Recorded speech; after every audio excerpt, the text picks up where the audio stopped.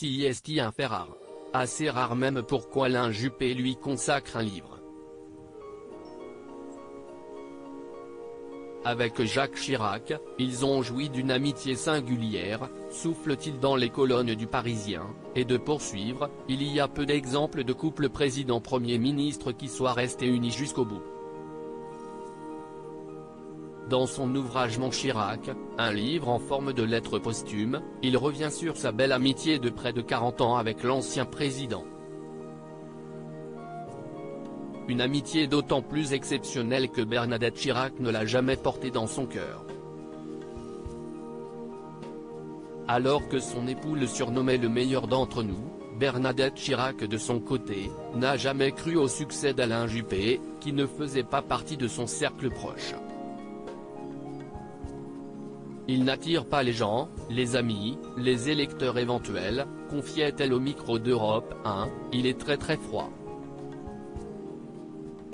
Plus encore, en pleine campagne présidentielle, l'ancienne première dame, qui s'amusait, mais qu'ouest ce qu'il me veut Juppé ?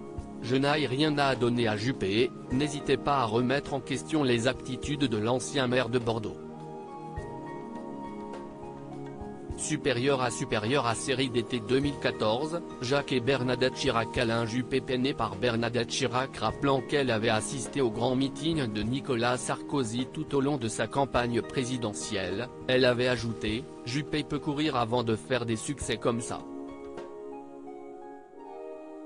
Quand on approche des élections de plus en plus importantes, il faut des qualités très exceptionnelles et très peu de gens peuvent faire ça. Je le sais parce que mon mari a été 2 fois président de la République, assurait-elle. Des humiliations en série dont a toujours fait Filedil qui, sur France 2, expliquait que, bien qu'ayant de la peine, il ne souhaitait pas polémiquer avec elle par respect.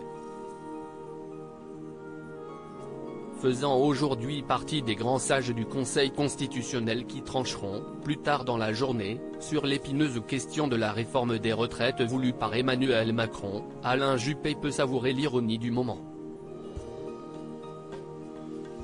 Pour celui en qui Bernadette Chirac n'a jamais cru, c'est l'heure de la revanche. Alors qu'il s'apprête, avec les 8 autres membres du Conseil, à rendre le verdict dans cet ultime acte dans la bataille des retraites, l'ancien maire de Bordeaux peut se targuer d'être, peut-être, l'un des derniers remparts de notre démocratie. Article écrit en collaboration avec 6 médias Crédit Photo, SIPA.